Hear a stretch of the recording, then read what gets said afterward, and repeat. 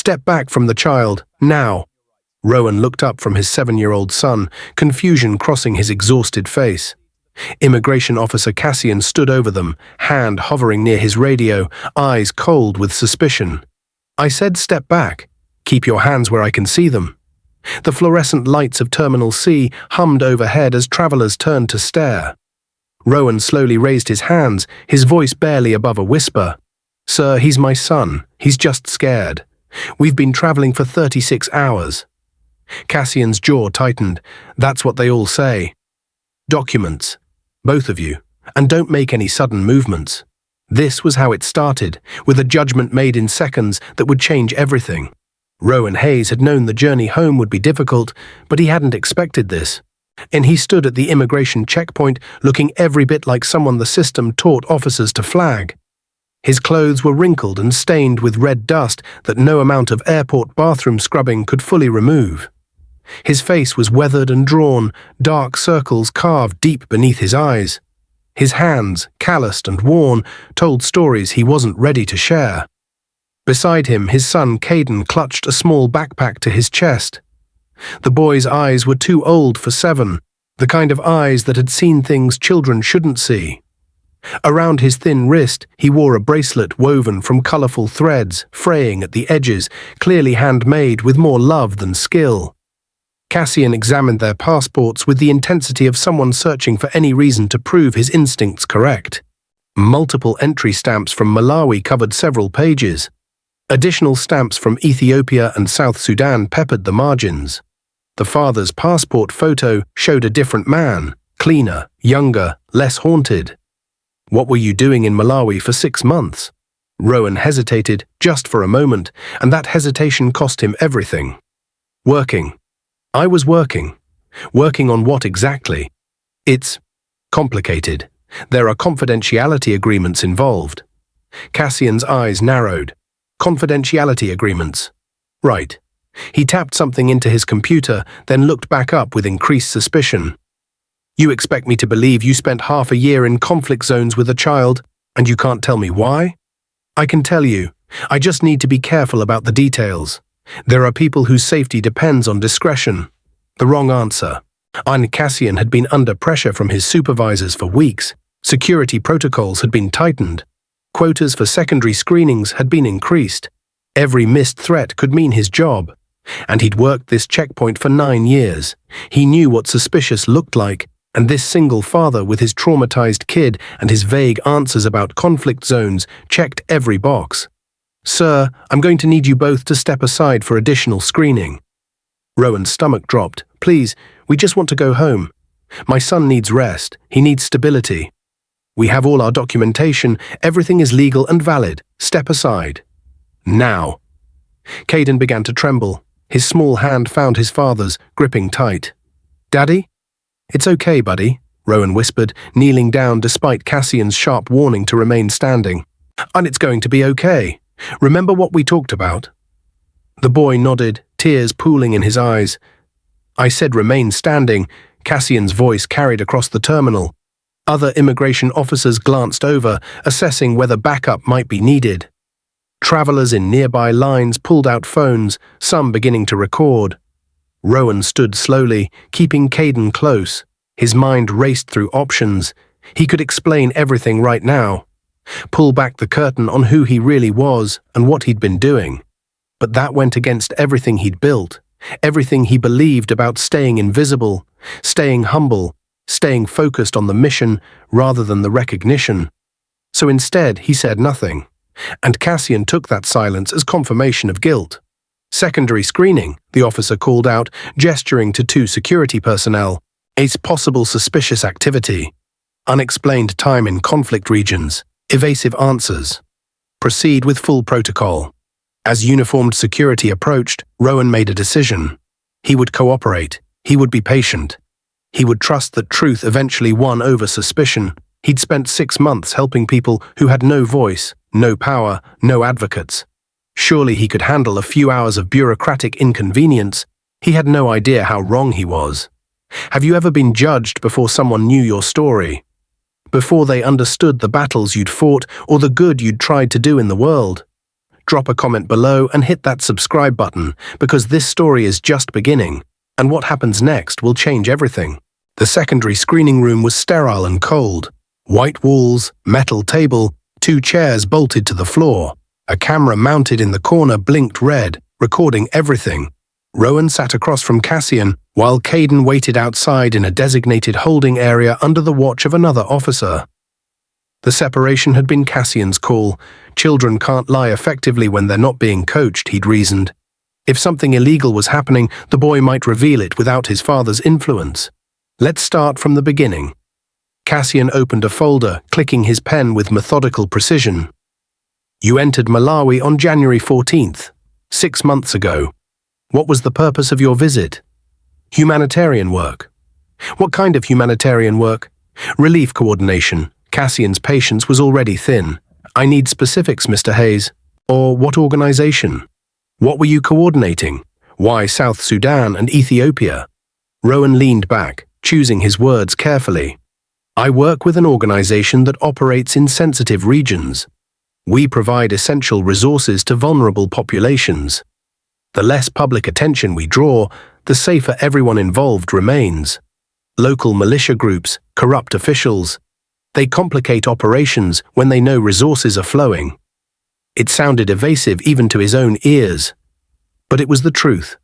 The simplified protective version of the truth. Cassian wasn't buying it. So you're telling me you can't name this organization?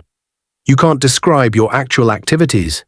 You just expect me to wave you through on faith? I can provide contact information for verification. They can confirm my employment and purpose. Employment. Cassian leaned forward. According to our entry records, you listed your occupation as independent contractor. No company name, no sponsor documentation, just vague references to contract work. He flipped through pages, his frustration mounting. You're a single father who spent 6 months dragging a child through some of the most dangerous regions in Africa, and you can't give me a straight answer about why. Something sharp flashed in Rowan's eyes. My son wasn't dragged anywhere. He was part of something meaningful, something that mattered, meaningful enough to risk his safety. The question hit like a physical blow. Rowan's jaw tightened. Every decision I make is about his safety, his future, teaching him that the world is bigger than our comfort.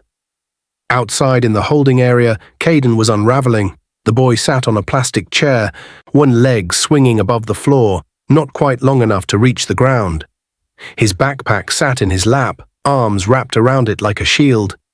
The bracelet on his wrist caught the light, red, yellow, blue threads woven together in an uneven pattern. An airport worker named Ilara noticed him from her position at the nearby information desk. She was in her mid-50s, a mother of 3, and she recognized trauma when she saw it. The child's breathing was becoming rapid and shallow. His eyes had gone distant. She approached slowly, kneeling down to his level. Hey there, sweetheart. My name is Ilara. Are you okay? Caden didn't respond. His breathing quickened. Can you tell me your name? Where's my daddy? The words came out strangled, panicked. I want my daddy. Your daddy is just talking to some people. He'll be back soon. Ian, can you tell me your name? Caden. His whole body was shaking now. I want my daddy. He promised we were going home. He promised. Ilara felt her heart break a little. You are going home, honey. This is just a stop along the way. Sometimes grown-ups have to answer boring questions. It takes a while, but then you'll go home. The other officer assigned to watch Caden, a younger man named Marcus, shifted uncomfortably. He'd been told this might be a trafficking situation, to watch for signs of coercion or fear. But this didn't look like fear of the father, this looked like fear of separation. Caden's panic attack intensified. His breathing came in gasps, tears streamed down his face. We were helping. We were helping the hungry kids. Why won't they let us go home? Ilara gently placed a hand on his shoulder. What hungry kids? Aunt sweetheart, in Malawi, the village. We brought them food and water. Daddy flies the plane. He said we were going home because we finished helping. He promised. Marcus wrote something down in his notes, but his expression had shifted from suspicion to doubt. Back in the interrogation room, Cassian's questions grew more aggressive. Let's talk about your finances. How did you fund 6 months abroad? Where did the money come from? Personal savings. From contract work. Yes.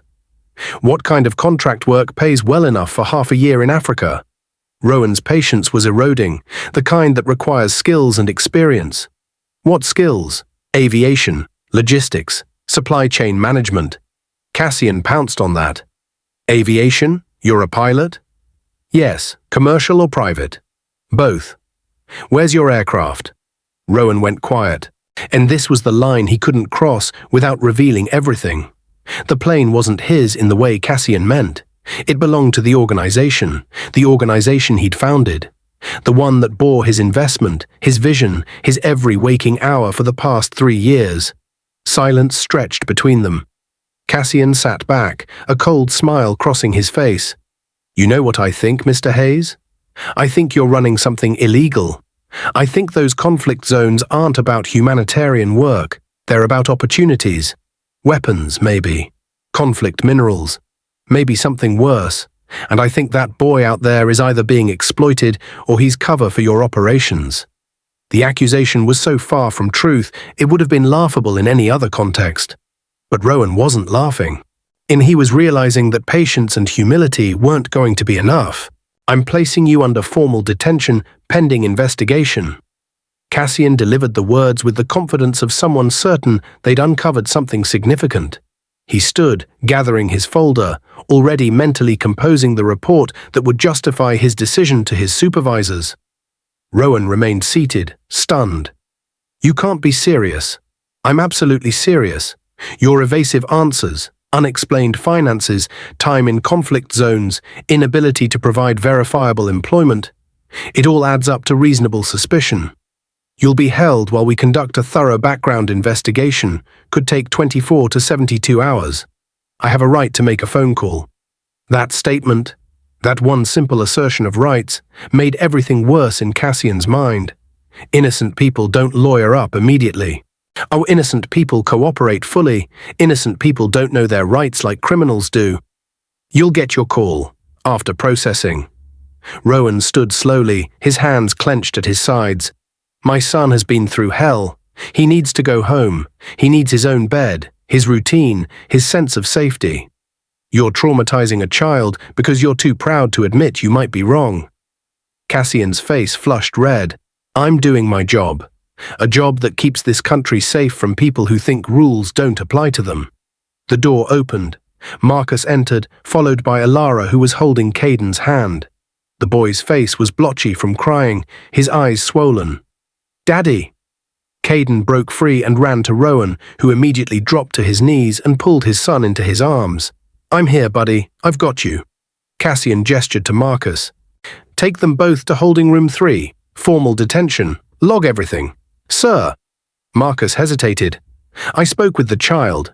His story is consistent. He talks about humanitarian relief, food distribution, helping villages. There's no indication of coercion. Children can be coached, Cassian snapped. The decision is made. Alara couldn't stay quiet. Officer, I've worked in this airport for 12 years. I've seen trafficking. I've seen coercion. This isn't that. This is a terrified child who wants to go home with his father. Mom, with all due respect, you're not trained in immigration enforcement. Cassian's voice carried across the area, drawing attention from travelers passing by. This is a security matter, and I will not be second-guessed by airport staff. The walk to the holding room was a parade of humiliation. Security escorted Rowan and Caden through the main terminal. Travelers stopped and stared. Parents pulled their children closer, whispering warnings about strangers and danger. Phones came out, recording the scene.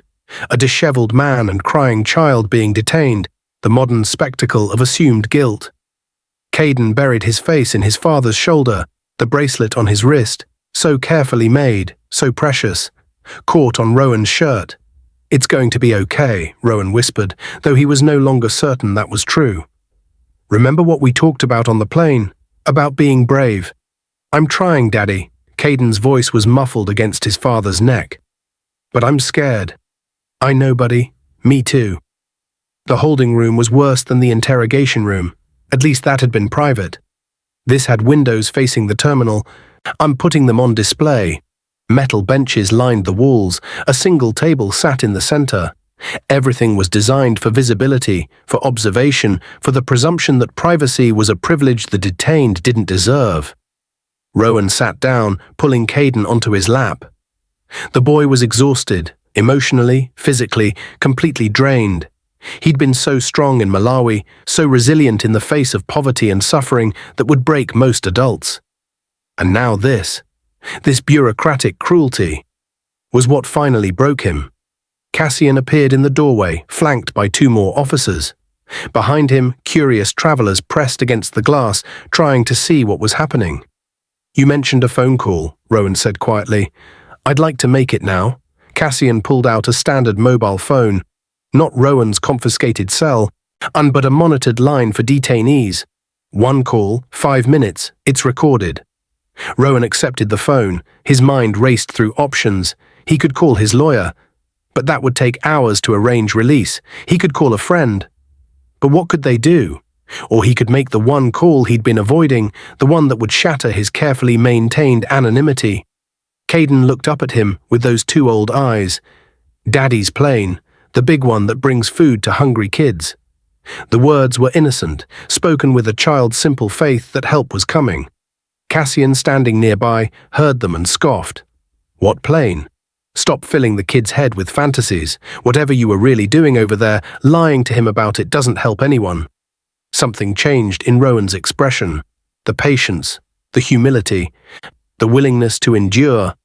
It all crystallized into decision. He looked at Cassian directly. "You know what the real tragedy is, officer? You're so convinced you're right that you can't see what's actually in front of you. My son isn't confused. He isn't lying. He's just telling you exactly what happened." Rowan pulled from his pocket the one item he'd kept carefully protected throughout the entire ordeal. A specialized satellite phone, military grade, with encryption protocols that could reach anywhere in the world.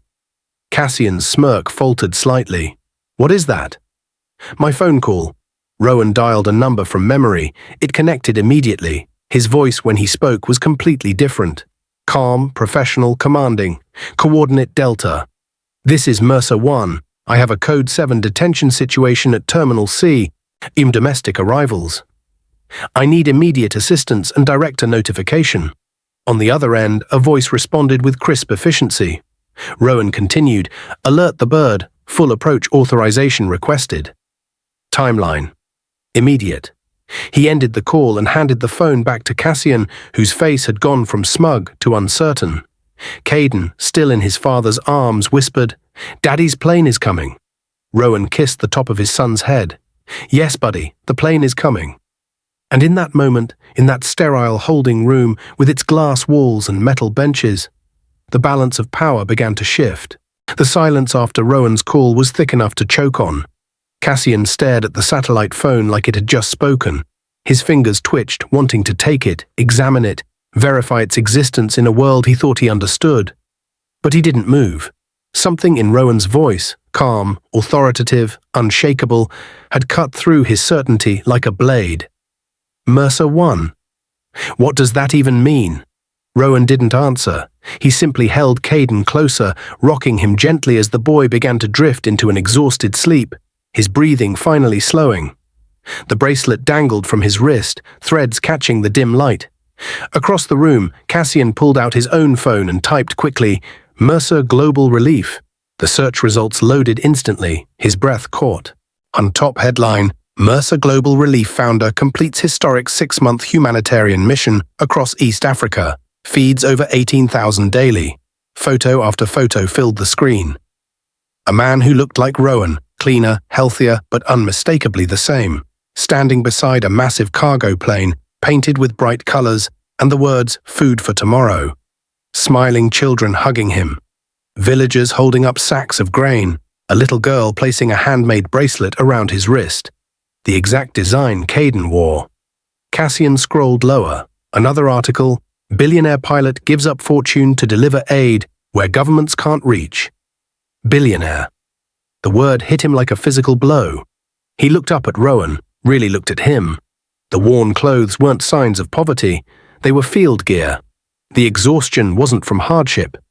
It was from 6 months of flying relief missions into war-torn regions, sleeping on dirt floors, working 16-hour days to save lives. And Cassian had treated him like a criminal. Worse, he'd terrified his child. Outside the glass window, travelers still watched. Some were whispering now, others had their phones up, recording. A few had begun to murmur disapproval. One woman pointed at Cassian and shook her head. He turned away, shame burning in his chest. Then his radio crackled. "Cassian, Director Acheron wants you in her office. Now."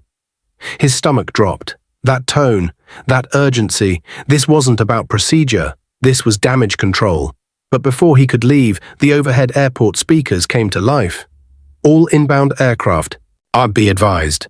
Emergency landing clearance granted to unknown private craft approaching from the south. Registration MGR-77, Terminal C tarmac access, authorized under federal directive. All ground traffic hold position. A private craft, emergency landing, for someone named Mercer." Cassian's hands went cold. He looked back at Rowan, who was now gazing out the window, a quiet strength in his eyes. "You called your plane," Cassian said, voice barely above a whisper. Rowan nodded. "I did. It's coming here?" "It is." "Why would they clear emergency landing for a humanitarian flight at a domestic terminal?" "Because," Rowan said softly, "when someone like me gets detained at homecoming, the people I work with don't wait for bureaucracy. They act." Caden stirred in his arms. Daddy, will the other kids be okay?" Rowan kissed his forehead. "They'll be okay, buddy. We made sure of that." Cassian backed toward the door, his mind racing. He needed to talk to Acheron. He needed to fix this before it got worse, but deep down, he already knew. It was too late. The director's office was chaos when he arrived. Acheron stood over her desk, phone pressed to her ear, face pale. "What do you mean the Secretary of Transportation is involved?" she snapped. Then she saw Cassian. "Get in here. Shut the door." She ended the call and turned on him like a storm. "Tell me you did not detain Rowan Hayes." Cassian swallowed. "I didn't know. That's not the point," she hissed. "You didn't ask. You didn't escalate. You didn't verify. You saw a tired man with a child and decided he was guilty until proven innocent.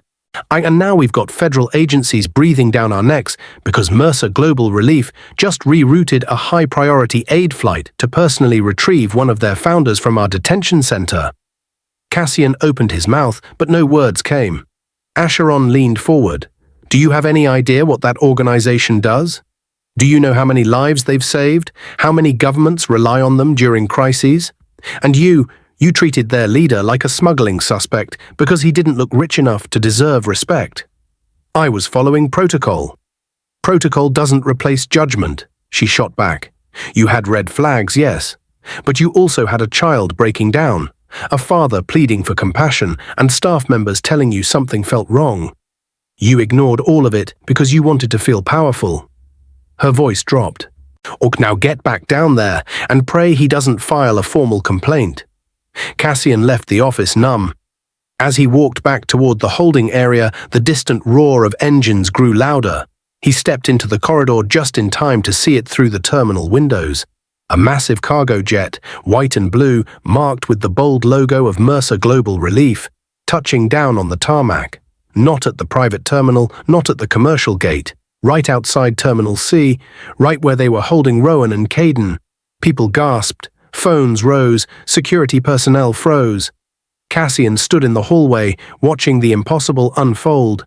Seconds later, his radio buzzed again.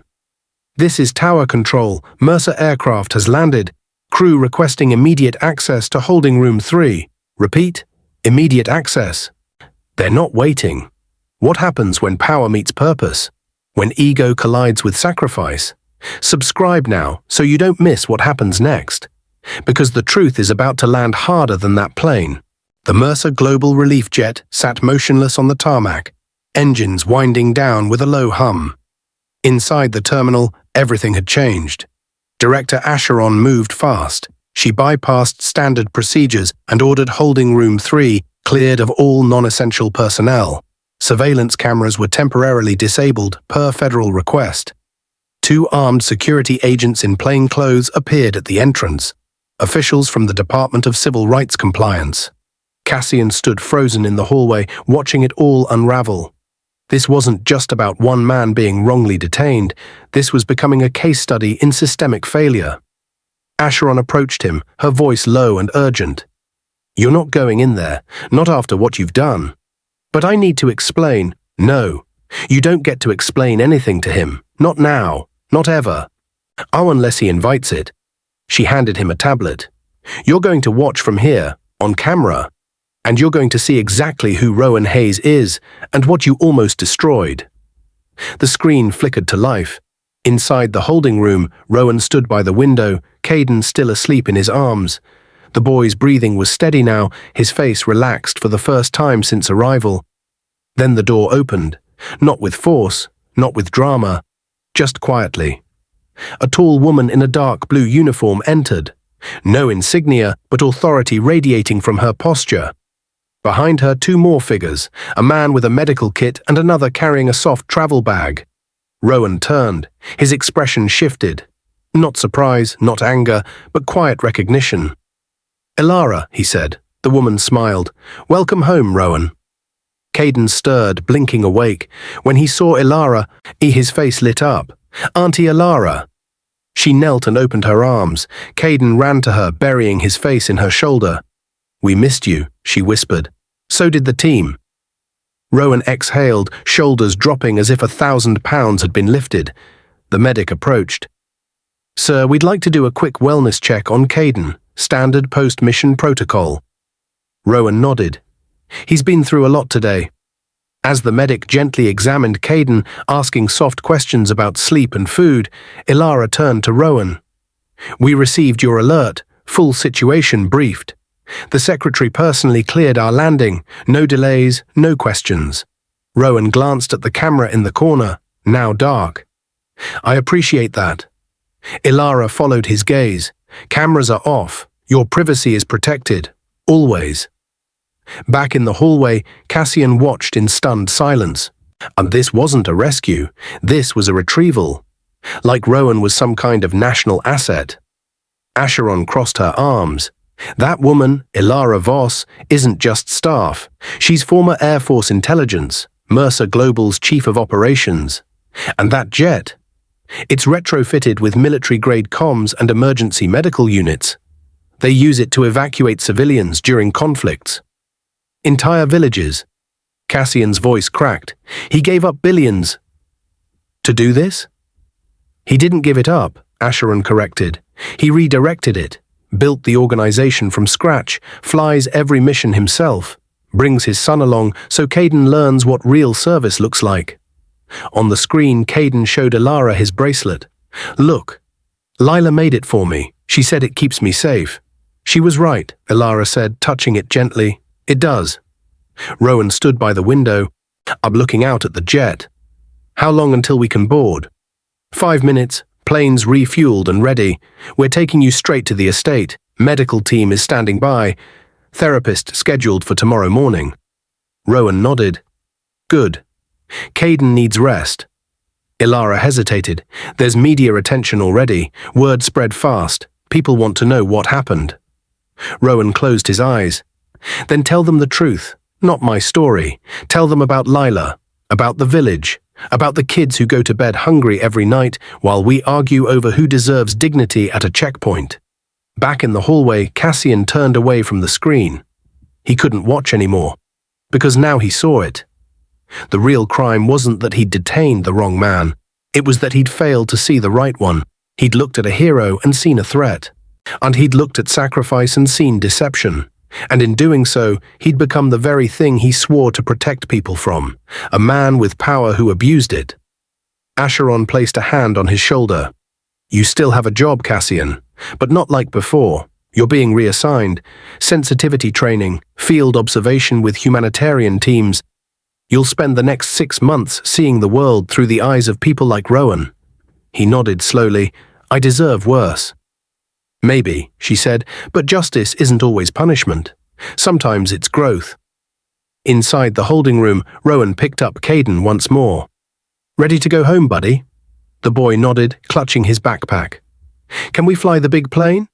We can. As they walked toward the door, Rowan paused. He looked directly at the dead camera, knowing someone was watching. And then he spoke. If anyone out there is judging someone based on how they look, stop. Just stop. You don't know their story. You don't know their pain. You don't know the good they're trying to do. And one day, you might be the one who needs mercy. The screen went black. Cassian stood in silence. For the first time in 9 years, he had nothing to say. The Mercer Global Relief Jet taxied slowly away from Terminal C, its engines roaring to life with a deep, steady pulse. Inside the cabin, Caden sat strapped in a custom safety seat, eyes wide as he watched the terminal shrink behind them. The interior wasn't like a normal plane, no plush leather or champagne flutes. Instead, it was functional, warm, soft lighting, medical supplies neatly stored, photos of smiling children taped to the walls. One photo stood out. A group of Malawian kids standing beside a water well, Rowan crouched in front, grinning. Caden pointed. That's Lila, and Tavi, and Sia. Ilara smiled from the co-pilot seat. They send letters every week, ask about you. Caden beamed. I wrote back. Rowan sat across from him, finally allowing himself to breathe. The weight of the last 6 hours pressed on him. But beneath it, relief. They were safe. They were together. They were going home. But something lingered.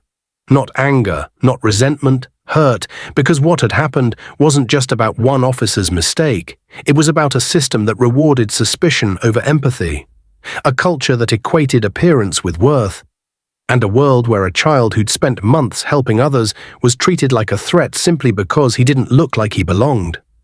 Ilara turned from the cockpit. We're cleared for takeoff. ETA to the estate. 3 hours. Rowan nodded. Thank you for coming yourself. She unbuckled and moved to sit beside him.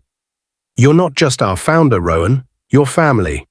And when family is in trouble, we move heaven and earth. She paused. I read the full report. What that officer did, it was unacceptable. Rowan looked at Caden, who was now dozing off, lulled by the gentle vibration of the engines.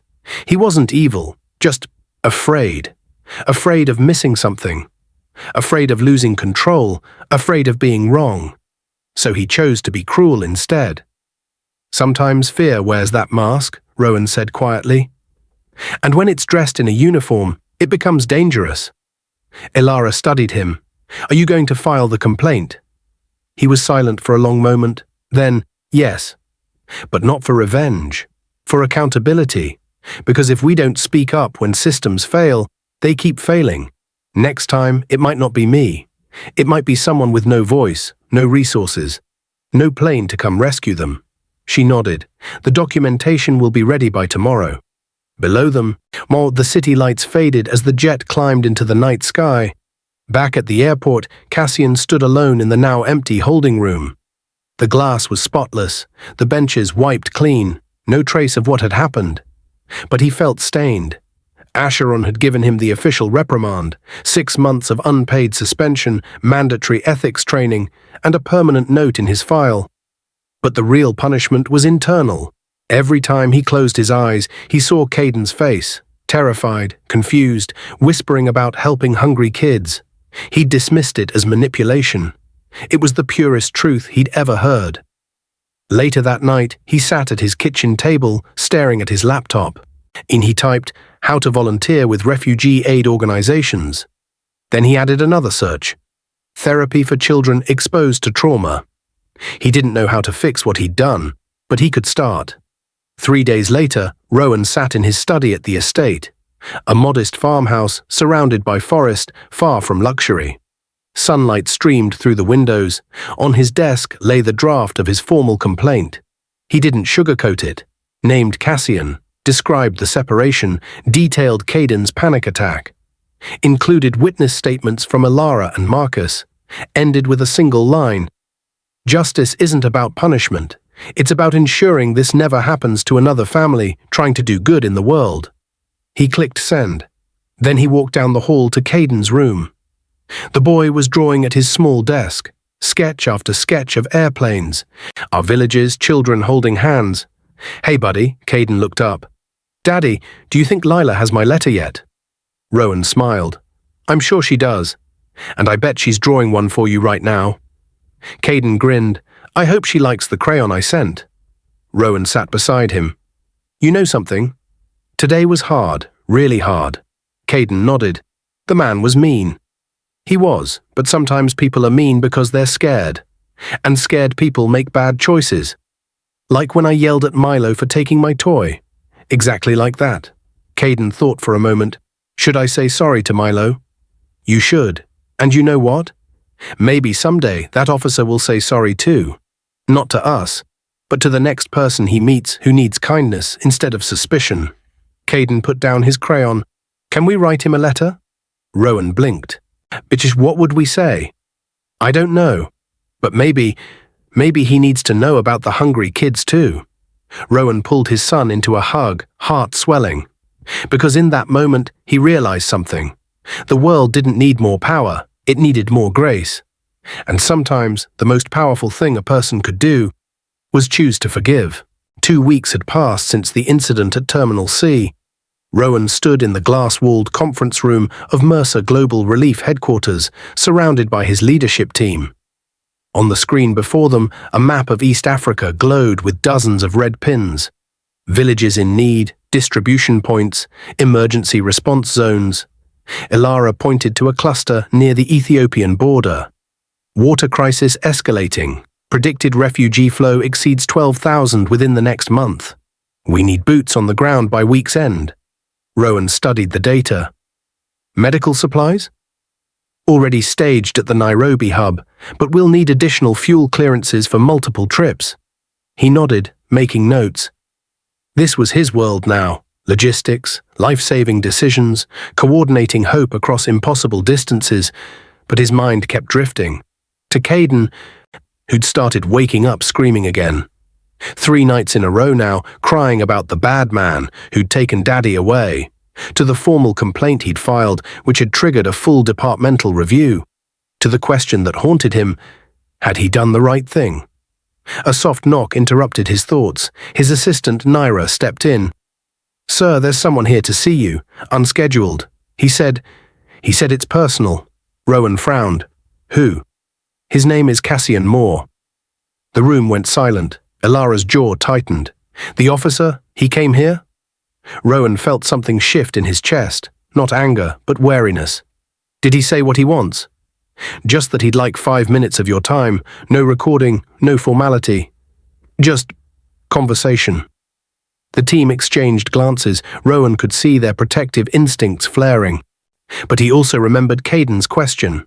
Can we write him a letter? I'll see him, Rowan said quietly. Alone. Ilara started to protest. Rowan, you don't owe him. I know, but maybe I owe myself the chance to hear what he has to say. 5 minutes later, Rowan sat across from Cassian in a small conference room. The officer looked different, thinner, tired. The arrogance that had defined him at the checkpoint was gone, replaced by something raw and broken. Cassian spoke first, his voice barely above a whisper. Thank you for seeing me. I know you didn't have to. Rowan said nothing, just waited. Cassian swallowed hard. I came to apologize. Not the kind where I make excuses or try to justify what I did, just the truth. I was wrong, completely, devastatingly wrong. And what I did to you, to your son, it's something I'll carry for the rest of my life. He pulled out a folded piece of paper, hands trembling. I wrote this down because I was afraid I'd mess up the words. But then I realized, you deserve to hear them unfiltered. He set the paper aside. I judged you based on appearance. I let my ego override my duty. I terrified a child who'd spent months helping people I'll never have the courage to help. And when given multiple chances to see the truth, I chose my pride instead. Tears welled in Cassian's eyes.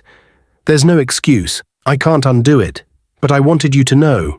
Your complaint, the suspension, the consequences, they're not punishment. They're mercy, because they gave me a chance to see what I'd become.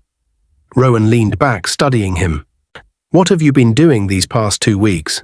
Learning, Cassian said. I've been volunteering at a refugee assistance center, listening to stories of people who were judged, dismissed, treated like criminals for seeking safety. I've been reading about your organization, about the lives you've saved, the families you've reunited. He looked down at his hands. And I've been seeing a therapist. Because I realized I wasn't just enforcing security. I was projecting my own fears onto innocent people. Rowan's expression softened slightly. What are you afraid of? The question caught Cassian off guard. He opened his mouth, closed it, then finally spoke. Irrelevance, failure, not mattering.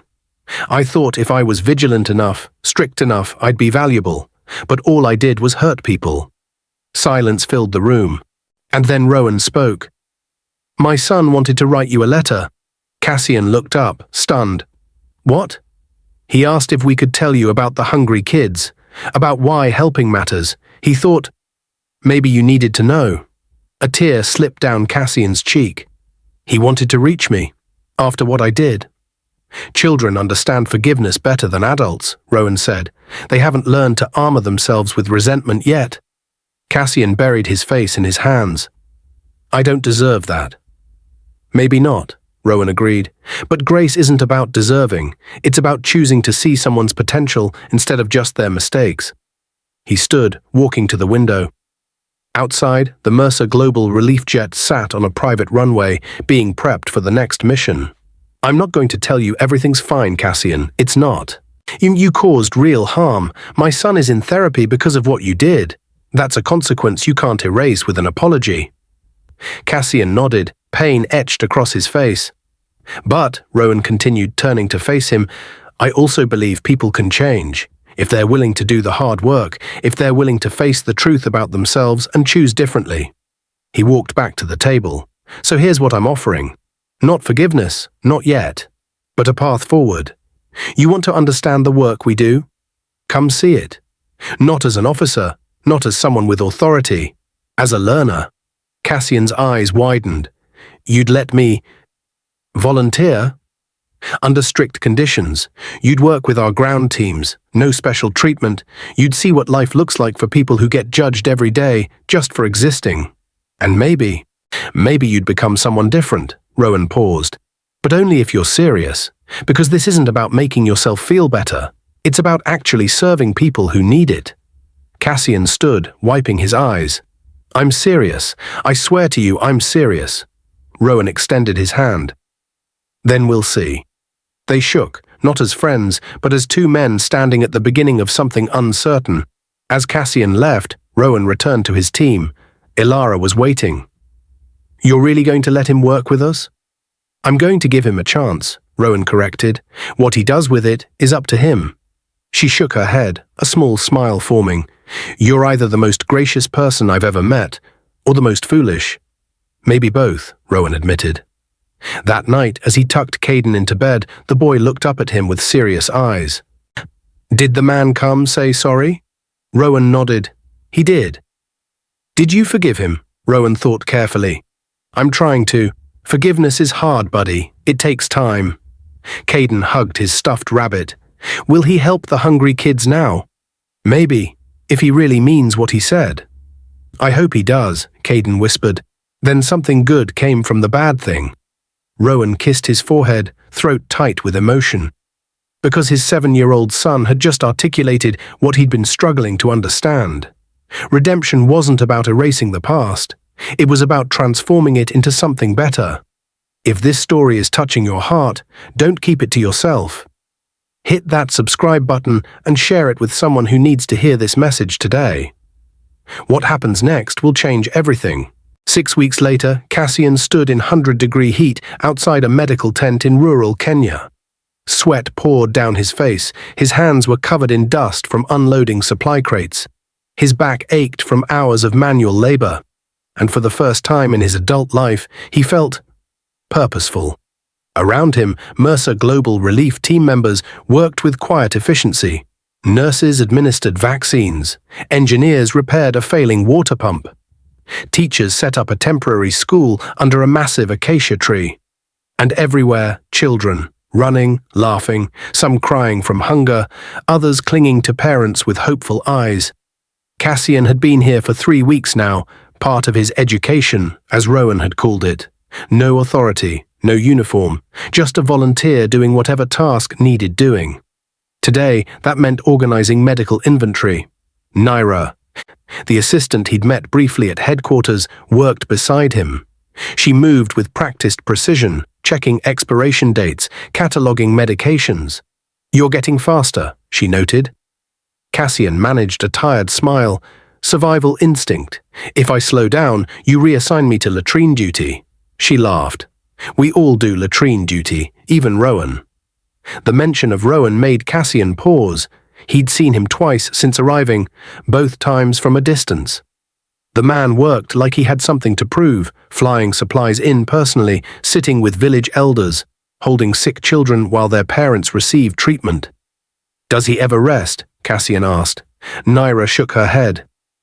"Not really. He says rest is a luxury people here can't afford, so neither can he." Cassian felt shame curl in his stomach again. This was the man he'd treated like a criminal.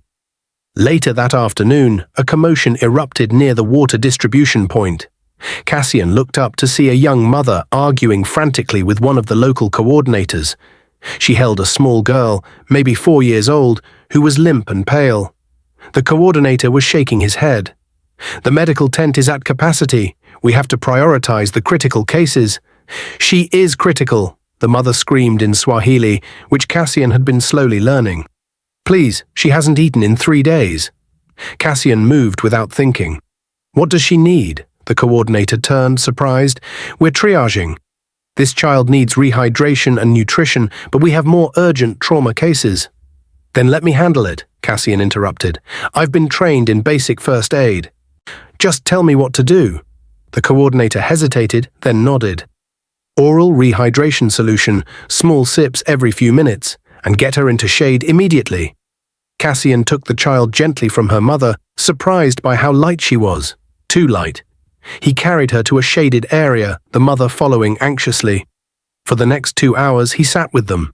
Small sips of solution, gentle encouragement, wiping the child's forehead with cool water. The mother watched him with wary gratitude. "You are American?" Cassian nodded. "Yes, I'm volunteering here." "Why?" It was a simple question with a complicated answer. "Because I made a mistake," he said slowly. "I hurt someone, and I'm trying to become better." The mother studied him. "You help my daughter. That is good. Mistakes can be teachers." By evening, the little girl, whose name was Asha, was sitting up, drinking on her own, even managing a shy smile.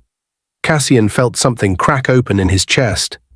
This was what Rowan did, every single day. Not for recognition, not for power, for moments like this. That night, as the team gathered for a simple meal of rice and vegetables, Rowan approached. Cassian stood immediately, uncertain. "Sit," Rowan said, gesturing. "I heard about Asha. Her mother was desperate. I just did what I could." Rowan nodded. "That's all any of us can do. What we can, when we can." He sat down across from Cassian. For a moment, they ate in silence. Then Rowan spoke. "You've been here 3 weeks. What have you learned?" Cassian set down his fork, considering that I knew nothing about poverty, about resilience, yet about what actually matters. And that the people I thought I was protecting, they didn't need protection from people like you. They needed protection from people like who I was. Rowan's expression was unreadable. "Who you were, past tense." "I'm trying," Cassian said quietly. "I don't know if I'll ever fully be different, but I'm trying." Rowan studied him for a long moment.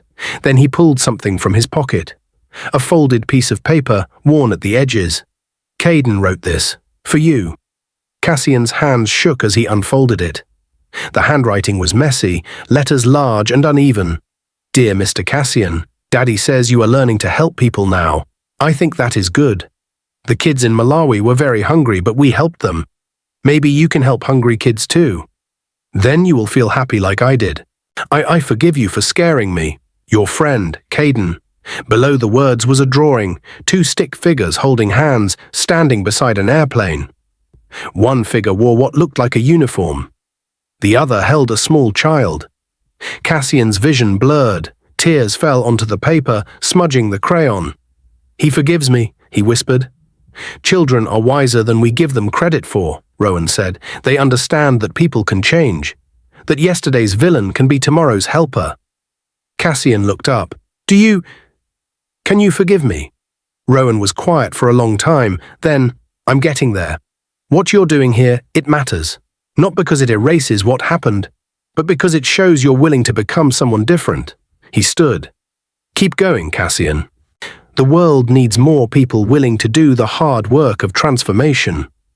As Rowan walked away, Cassian carefully folded the letter and placed it in his shirt pocket, right over his heart. For the first time in months, he felt something other than shame. He felt hope. 3 months after the airport incident, Rowan received an unexpected email. The subject line read, "Formal Review Conclusion, Terminal C Incident." He opened it in his study, late afternoon light streaming through the windows. Caden played outside, his laughter drifting in on the breeze, a sound that had taken weeks to return. The email was from Director Acheron. "Mr. Hayes, I am writing to inform you that the departmental review of your detention has concluded. Officer Cassian Moore has been formally reprimanded, completed mandatory ethics training, and accepted a voluntary demotion. Additionally, we have implemented new protocols. 1. Mandatory de-escalation training for all immigration personnel. 2. Secondary review requirements for any detention involving minors. 3. Says community liaison positions to bridge understanding between enforcement and humanitarian organizations. 4. Anonymous feedback systems for travelers to report concerning behavior. Your complaint catalyzed systemic change. On behalf of the department, I apologize for what you and your son experienced. We are committed to ensuring it never happens again. Respectfully, Director Sarah Acheron." Rowan sat back, processing. Systemic change. Because one person spoke up, but it came at a cost. Caden still had nightmares, still flinched sometimes when they went through security anywhere. Trauma didn't erase just because policies changed. He forwarded the email to Alara with a simple note. Progress. Not perfection. Her reply came immediately, the best kind. That evening, Rowan video called Cassian, who was still in Kenya. The former immigration officer appeared on screen, looking healthier than he had in months. Tanned, leaner, eyes clearer. "Rowan, I heard about the review conclusion. Did you see the new protocols?" Cassian nodded. "They asked me to help develop the training materials, using what I've learned out here. Will you do it?" "Already started. If my mistakes can prevent someone else's, then maybe they weren't completely pointless." Rowan smiled slightly. "How much longer are you planning to stay?" Cassian looked around at the camp behind him. Tents, supply trucks, children playing in the distance. "I don't know. There's so much work to do. And for the first time in my life, I feel like I'm doing something that actually matters." "What about your career? Your job back home?" "I resigned," Cassian said simply. "Effective immediately. I'm applying to work for Mercer Global full-time, if you'll have me." Rowan raised an eyebrow. "That's a significant change. So was what happened at that checkpoint. You changed my entire trajectory, Rowan. Showed me what service actually looks like. I can't go back to who I was." There was a pause. Then Rowan asked the question that had been weighing on him. "Do you think people can truly change? Not just behavior, but fundamentally?" Cassian considered. "I think we're all changing constantly. The question is whether we're changing intentionally or just reacting. What happened between us, it forced me to change intentionally. To look at my fears, my prejudices, my need for control, and to choose something different." He leaned closer to the camera. "I'm not the same person who detained you. I never will be again. And I'm grateful for that, even though the path here was painful." Rowan felt something release in his chest. Not quite forgiveness. Not complete, but something close. Acceptance, maybe. Of imperfection, of growth, of the messy, complicated journey toward becoming better. "I'll review your application," Rowan said. "No guarantees." Cassian smiled. "That's all I ask." After the call ended, Rowan walked outside to where Caden was playing. The boy had built an elaborate airplane out of sticks and leaves, complete with tiny passengers made from pebbles. "Where's it going?" Rowan asked, sitting beside him. "To bring food to the hungry kids," Caden said matter-of-factly. "And medicine, and teachers." "That's a good mission." Caden looked up at him. "Daddy, is Mr. Cassian going to work with us?" "Maybe." "Would that be okay with you?" The boy thought for a moment. "Will he be nice now? I think he's trying very hard to be." "Then it's okay. Everyone deserves a chance to be better." Rowan pulled his son close, marveling at the wisdom housed in such a small body. "When did you get so smart?" Caden giggled. "I learned from you." That night, Rowan wrote a response to Cassian's application, not an immediate acceptance, but not a rejection either. An invitation to continue the work, to prove through action, not just words, that transformation was real, to become the person who helped instead of harmed. And as he hit send, Rowan realized something profound. The incident at the airport hadn't just changed Cassian, it had changed him too, made him more aware of his privilege, more intentional about using his voice, or more committed to ensuring that systems served people instead of controlling them. Pain, when transformed, could become purpose. Mistakes, when acknowledged, could become growth, and people, when given grace, could become their best selves. Maybe that was the real lesson. Not that justice demanded punishment, but that mercy created opportunity. And sometimes, the most powerful thing you could do was give someone a chance to prove they'd changed. 1 year later, Rowan stood at a podium in front of 300 people, humanitarian workers, government officials, community leaders, and journalists. The annual Mercer Global Relief Gala wasn't about luxury or spectacle. It was held in a simple conference center, with folding chairs and practical lighting. But the stories shared here changed the world. Over the past year, Rowan began, his voice steady, we've expanded operations to 14 new regions, delivered over 8 million meals, provided clean water to 200,000 people, reunited 600 families separated by conflict. Applause rippled through the audience.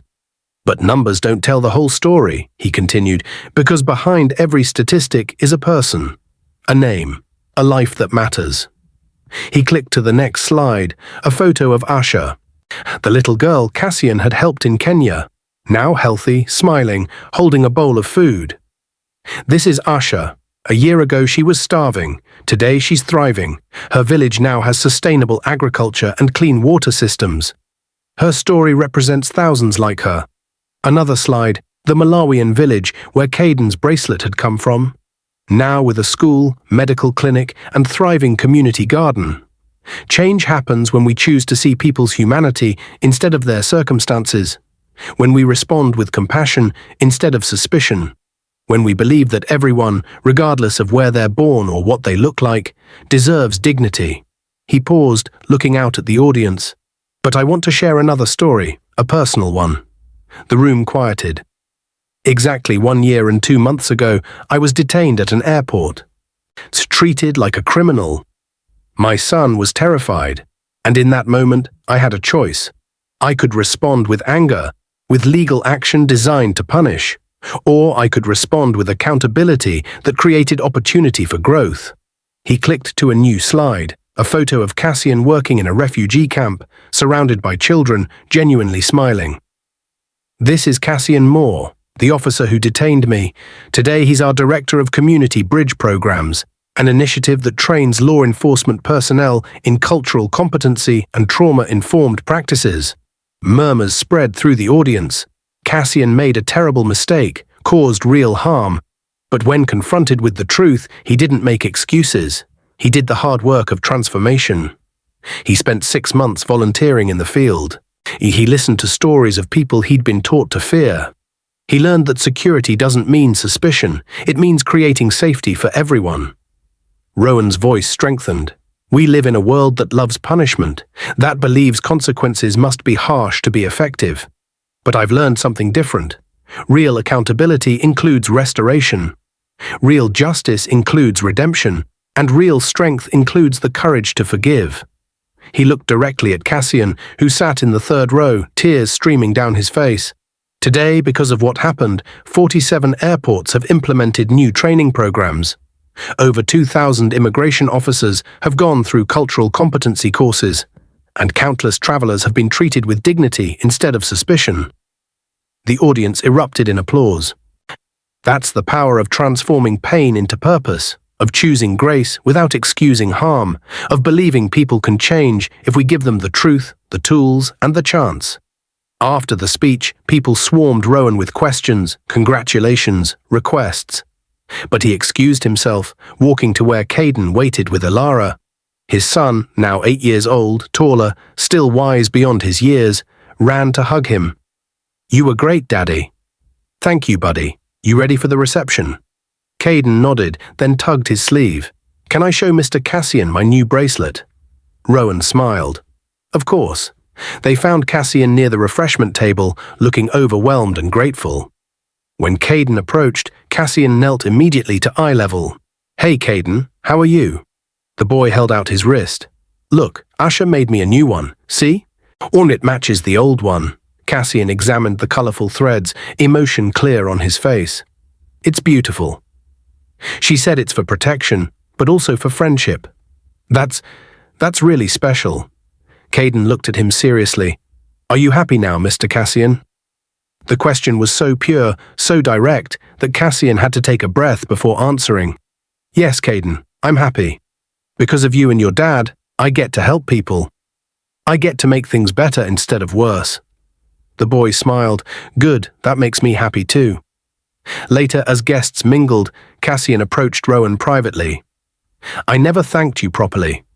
For the second chance, for not giving up on me." Rowan shook his head. "I didn't give you anything. You did the work. You chose transformation. But you created the opportunity. You could have destroyed me. Instead, you rebuilt me." "No," Rowan corrected gently. "You rebuilt yourself. I just didn't stand in the way." They stood in comfortable silence for a moment. Then Cassian asked, "Do you think about that day, the airport?" "Sometimes," Rowan admitted. "Not with anger anymore, more like sadness for what it revealed about our world, but also hope for what changed because of it." "I think about it every day," Cassian said quietly. "Not to punish myself, but to remember who I never want to be again." Rowan placed a hand on his shoulder. Then it served its purpose. As the evening wound down, Rowan found himself on the rooftop terrace, looking out at the city lights. Ilara joined him. "Quite a year." "Quite a year," he agreed. "Any regrets?" He considered. "About showing grace to Cassian? No. And about the system that made the incident possible? Yes, but we're changing that. One training program at a time." She smiled. "You know, when I first met you, back when you were just starting this crazy humanitarian dream, I wondered if you were naive, too idealistic. And now I think idealism backed by action is the only thing that changes the world." Rowan looked down at the crowd inside, people from dozens of countries, various backgrounds, united by common purpose. "My mother used to say that privilege is only meaningful if you use it to open doors for others. I spent years trying to hide my privilege, thinking that made me humble." "What changed?" Ilara asked. "I realized humility isn't about hiding what you have. It's about using what you have responsibly, with grace, with accountability." He pulled out his phone. Showing her a recent photo, Caden playing with children in a Kenyan village, all of them laughing. He doesn't remember much about the airport incident anymore. The therapy helped. But he remembers the lessons. About kindness, about forgiveness, about using his voice to help others. "That's your real legacy," Ilara said. "Not the millions fed or the water systems built. It's the values you're passing to the next generation." Rowan nodded. "And maybe to people like Cassian too. Showing that change is possible. That our worst moments don't have to define us." Inside, Caden was showing a group of children his Malawi bracelet, telling them about Lila and the village and how his daddy's plane brought food to hungry kids. The children listened with wide eyes, asking questions, dreaming of their own ways to help. And Cassian stood nearby. "You are no longer the suspicious officer who judged by appearances, but a man transformed, listening, learning, leading others toward compassion. This was the real victory, not the punishment of one person's mistakes, but the multiplication of one person's growth. Not the satisfaction of revenge, but the power of redemption. Not the ending of a painful story, but the beginning of countless better ones. Rowan returned inside, picked up Caden, and held him close. Ready to go home, buddy? The boy nodded sleepily. Can we fly the plane tomorrow? We can. And bring food to more hungry kids. Always. As they walked to the exit, Cassian approached one final time. Rowan, Caden, thank you for everything. Caden, half asleep on his father's shoulder, opened one eye. You're welcome, Mr. Cassian. Keep being good. Simple words. Profound wisdom. And as they left the building, Rowan reflected on the journey, from judgment to grace, from pain to purpose, from one man's mistake to systemic change that would ripple forward for generations. The immigration officer had thrown them out. But the private jet that landed wasn't just transportation, it was a symbol of who he really was, what he really valued. And the truth that dignity doesn't depend on appearance, it depends on how we choose to see each other. In a world obsessed with punishment, he'd chosen transformation. In a culture of cancellation, he'd chosen restoration. And in doing so, he'd proven something essential. That the most powerful thing we can do isn't to destroy those who hurt us. It's to give them the truth, the tools, and the chance to become better. Because changed people change the world. One act of grace at a time. If this story moved you, please hit that like button and share it with someone who needs this message today. Your support helps us create more meaningful stories that inspire real change. Subscribe to Cedar Drama for more powerful stories that touch the heart and transform the soul. Thank you for being part of this journey. Until next time, remember, everyone you meet is fighting a battle you know nothing about. Choose kindness, choose grace, choose to believe in redemption, because that's how we change the world.